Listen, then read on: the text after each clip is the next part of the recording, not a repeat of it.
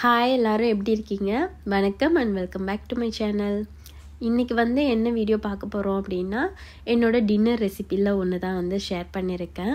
தம்பிக்கும் பாப்பாவுக்கும் வாரத்தில் ஒரு நாள் இந்த ரெசிபி வீட்டில் கண்டிப்பாக செஞ்சுருவேன். சில நேரம் 2 டைம்ஸ் கூட இருக்கும். ஏன்னா எங்களுக்குமே ரொம்ப பிடிக்கும். அப்படி என்ன ரெசிபி அது அப்படின்னு தானே நினைக்கிறீங்க? சிக்கன் போரிஷ் தான். இதை நான் சமைக்கும் பொழுதெல்லாம் ஷார்ட்ஸ் வீடியோவில் அந்த சின்ன சின்ன கிளிப் ஆட் பண்ணுவேன். நான் ஒரு டைம் ஷார்ட்ஸ் வீடியோவில் ரெசிபி ஷேர் பண்ணியிருப்பேன். பட் அது ஒரு நிமிஷத்துக்குள்ளே நம்ம பேசணுங்கிறதுனால ரொம்ப டீட்டெயில்டாக ஷேர் பண்ணியிருக்க மாட்டேன். இதை நான் சமைக்கும் போதெல்லாம் எனக்கு கமெண்ட்ஸில் ரெசிபி ஷேர் பண்ணுங்கள் அப்படின்னு சொல்லிட்டு வந்துடும். அதுலேயும் இப்போ ஒரு சிஸ்டர் ரிப்பீட்டடாக சிக்கன் போரிச் ரெசிபி இப்போ தான் ஷேர் பண்ண போகிறீங்களோ அப்படின்லாம் கேட்டாங்க. ஆக்சுவலி இந்த வீடியோ நான் 1 வீக் முன்னாடியே எடுத்து வச்சுட்டேன். எடிட்லாம் அன்றைக்கே முடிச்சாச்சு. 2 டேஸில் வாய்ஸ் ஓவர் பண்ணலான்னு நினைக்கும்போது த்ரோட் பெயின் வந்துருச்சு. வாய்ஸ்லாம் கொஞ்சம் பேச முடியாமல் ஆயிடுச்சு. ஷார்ட்ஸ் வீடியோலையுமே அது ஒரு 60 மினிட்ஸ்க்கு பேசுகிறோமா, கொஞ்சம் ஃபாஸ்ட்டாக முடிஞ்சிரும். இது ஒரு 10 மினிட்ஸ் கிட்ட பேசணும். இருமல் வந்துகிட்டே இருந்தது. அதனால தான் போஸ்ட் பண்ணுறதுக்கு கொஞ்சம் டிலே ஆயிருச்சு. சிக்கன் போரிஷ் செய்கிறதுக்கான மெயின் இன்க்ரீடியன்ட்ஸ் என்ன அப்படின்னு சொல்லிட்டு பார்க்கலாம். இந்த போரிஷுக்கு நான் யூஸ் பண்ணுறது இந்த தாய் ஹோம் மல்லி அப்படிங்கிற அரிசி தான். இது இந்த போரிஷுக்கும் சரி, வெண்பொங்கல் செஞ்சாலும் சரி, நாங்கள் இந்த அரிசி தான் யூஸ் பண்ணுறது. அதுக்கப்புறம் ஸ்ப்ரிங் ஆனியன், ஜிஞ்சர் நான் 2 டைப்பாக கட் பண்ணி வச்சுருக்கேன். கொஞ்சம் மின்ஸ் பண்ணி வச்சுருக்கேன், அப்புறம் நீல வாக்கில் கட் பண்ணி வச்சுருக்கேன். மின்ஸ் பண்ணி வச்சுருக்க சிக்கன், அதுக்கப்புறம் போரிச்சுக்கு ஃப்ளேவர் கொடுக்கறதுக்கு இந்த சிக்கன் ஸ்டாக் யூஸ் பண்ணுவேன். அது கூடவே எடமாமி, நித்திரி பொடி, light soya sauce, sesame oil, இது எல்லாமே இதுக்கு மெயினாக தேவைப்படுற இன்க்ரீடியன்ட்ஸ். இந்த தாய் ஹோம் மல்லி ரைஸ் என்டிஸ்லேருந்து வாங்கலாம். அரிசி மட்டும் இல்லை, இப்போ நான் காட்டின எல்லா இன்க்ரீடியன்ஸுமே என்டிஸ்லேருந்தே வாங்கிக்கலாம். இது எல்லாமே சேர்த்து அந்த பொரிச்சு செய்யும்போது தான் டேஸ்ட்டு நல்லாயிருக்கும். சாதம் மட்டும் வெந்துருச்சுன்னா மற்றதெல்லாம் கடகடன்னு சமைச்சிடலாம். நான் 1 டம்ளர் அரிசி எடுத்திருக்கேன். நம்ம எப்பொழுதுமே இந்த குட்டி டம்ளரால் 1 டம்ளர் அரிசி போட்டோம் அப்படின்னா தம்பியும் பாப்பாவும் சாப்பிட்டுட்டு மீதம் இருக்கும்.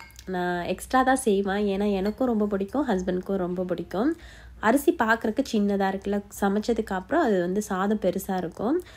1 டம்ளர் அரிசிக்கு 2 டம்ளர் தண்ணி வைப்பேன். ஏன்னா நமக்கு சாதம் நல்லா குலைவாக தான் வேணும். தண்ணி கம்மியாக வச்சிடக்கூடாது, அதிகமாக வச்சா கூட பரவாயில்ல. அப்போ தான் சாதம் நல்லா வெந்து அதை மசிச்சு விடுறதுக்கு நமக்கு ஈஸியாக இருக்கும். குக்கரில் ஒரு 4 விசிலுக்கு சாதத்தை வேக வச்சுட்டு நம்ம நல்லா மின்ஸ் பண்ணி வச்சுருக்க சிக்கனில் நல்லா ஃபைனாக சாப் பண்ண ginger, spring onion, light soya sauce, sesame oil, கொஞ்சமாக ஒயிட் பெப்பர், இதெல்லாமே சேர்த்து நல்லா மிக்ஸ் பண்ணிட்டேன். லைட் சோயா சாஸ் ஆட் பண்ணுறதுனால எக்ஸ்ட்ராவாக உப்பு எதுவும் ஆட் பண்ண வேணாம். ஏன்னா சோயா சாஸோட டேஸ்ட்டே கொஞ்சம் இருக்கும். அதே மாதிரி செசமி ஆயில் சேர்க்குறதுனால ஃப்ளேவர் இன்னும் நல்லாயிருக்கும். இதை மட்டும் சேர்த்து நல்லா சிக்கன் எல்லா பக்கமும் அந்த ஆயிலெலாம் சேர்கிற மாதிரி நல்லா மிக்ஸ் பண்ணி வச்சுக்கலாம்.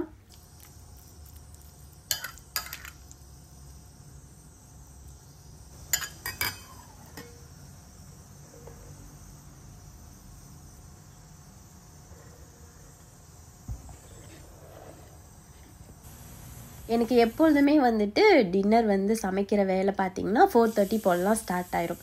ஏன்னா தம்பியை 5 o'clock போல் ஃபெச் பண்ண போகணும். அப்போது வந்ததுக்கப்புறம் எல்லாத்தையும் சமைச்சோன்னா கொஞ்சம் டைம் எடுக்கும். ஏன்னா நான் 6:30க்கெலாம் அவங்களுக்கு டின்னர் கொடுக்கணும் அப்படிங்கிறதுனால. ஸோ அன்றைக்குமே நான் முடிஞ்ச வரைக்கும் எல்லாத்தையும் ப்ரிப்பேர் பண்ணி வச்சுட்டு போயிட்டேன். கட் பண்ணுறது, அதுக்கப்புறம் சாதம் வேக வைக்கிறது, எடமாமி பாயில் பண்ணி வைக்கிறது அப்படிங்கிற வேலையெல்லாம் முடிச்சுட்டேன். வந்ததுக்கப்புறம் அந்த சிக்கனில் எல்லாத்தையும் சேர்த்து அதை மேரினேட் பண்ணி வச்சுட்டு அந்த மாதிரி வேலை மட்டும் தான் பண்ணியிருந்தேன். குக்கரில் வச்ச சாதம் ப்ரெஷர் வெளியானதும் அதை சூட்டோடே மசிச்சு விட்டோம் அப்படின்னா ஈஸியாக இருக்கும். நான் என்னென்னா சமைச்சு வச்சுட்டு தம்பியெல்லாம் கூட்டிகிட்டு வந்துட்டு பார்த்தா அது சூடு ஆறி போனதும் லைட்டாக அரிசியாக வந்துருச்சு. நானும் கரண்டியை வச்சு அமைக்க பார்க்குறேன், ரொம்ப கஷ்டமாக இருந்தது. அதுக்கப்புறம் ஒரு வழியாக நல்லா கரண்டியை வச்சு அமுக்கி அதை போரிஷ் மாதிரி கொண்டு வந்தாச்சு. அப்புறம் கொஞ்சம் கொஞ்சமாக தண்ணி, சுடுதண்ணி ஆட் பண்ணி அதை நல்லா மிக்ஸ் பண்ணிட்டேன்.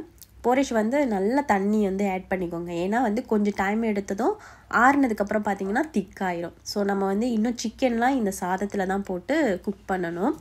அதனால தண்ணி நல்லா சேர்த்து அதை நல்லா மிக்ஸ் பண்ணி விட்டுக்கோங்க. இப்போ இது கூட சிக்கன் ஸ்டாக் ஆட் பண்ணிக்கலாம். நான் கொஞ்சம் போரிஷ் செய்கிறதுனால நான் பாதி க்யூப்ஸ் மட்டும்தான் ஆட் பண்ணியிருந்தேன். நான் சில நேரம் கொஞ்சம் அதிகமாக செய்கிறேன் அப்படின்னா அந்த ஃபுல் ஸ்டாக்மே யூஸ் பண்ணுவேன். ஸோ அன்றைக்கி கம்மியாக செஞ்சதுனால கொஞ்சம் மட்டும் யூஸ் பண்ணுவேன். நீங்கள் எவ்வளோ பொரிச்சு செய்கிறீங்களோ அதுக்கேற்ற மாதிரி க்யூப்ஸ் ஆட் பண்ணிக்கோங்க. இல்லை சில நேரம் வந்து நமக்கு தெரியல அப்படின்னா நல்லா மிக்ஸ் பண்ணிவிட்டு ஃப்ளேவர் டேஸ்ட் பண்ணும்போது அந்த அளவுக்கு இல்லை அப்படின்னா இன்னும் கொஞ்சம் கூட ஆட் பண்ணிக்கலாம். மீதம் இருக்கிற சிக்கன் ஸ்டாக்கை வந்து அப்படியே பேப்பர்லேயே சுற்றி ஃப்ரிட்ஜில் வச்சோம் அப்படின்னா நெக்ஸ்ட் டைம் வந்து சமைக்கும் போது யூஸ் பண்ணிக்கலாம். நம்ம அடிக்கடி வந்து இந்த போரேஜ் அதுக்கப்புறம் வந்து சிக்கன் சூப்லாம் செய்யும்போது நான் ஆட் பண்ணிக்குவேன். அடுப்பு வந்து லோ ஃப்ளேமில் வச்சு நம்ம இப்போ சிக்கனில் வந்து எல்லாத்தையும் மிக்ஸ் பண்ணி வச்சுருக்கோம்ல, ஸோ அதை வந்து குட்டி குட்டி பாலாக உருட்டி அப்படியே ரைஸ்குள்ளே போட வேண்டியது தான். அதே மாதிரி உப்பு வந்து போரிச்சில் கொஞ்சமாக அரை உப்பாக வந்து சேர்த்துக்கோங்க. ஏன்னா நம்ம ஃபைனலாக சாப்பிடும்போது சோய் சாஸ்லாம் வந்து ஆட் பண்ணி தான் சேர்த்து சாப்பிடுவோம். அதனால உப்பு வந்து ஃபுல்லாக கரெக்டாக இருக்கணும் அப்படின்லாம் கிடையாது.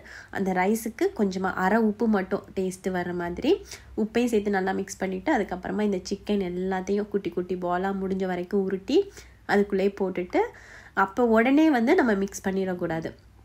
ஏன்னா சிக்கன் ஆட் பண்ணி உடனே வந்து மிக்ஸ் பண்ணோம் அப்படின்னா அந்த இது வந்து கரைஞ்சி போகிறதுக்கு சான்ஸ் இருக்குது. ஸோ அதை வந்து கொஞ்ச நேரம் அப்படியே மூடி வச்சுட்டு அதுக்கப்புறமா வந்து மெதுவாக மிக்ஸ் பண்ணிங்க அப்படின்னா அந்த ஹீட்டில் அந்த சிக்கன் எல்லாம் வந்து நல்லா டைட் ஆயிரும். ஸோ நம்ம வந்து பால் மாதிரி போட்டோம்ல, அது அப்படியே மீட் பால் மாதிரியே இருக்கும்.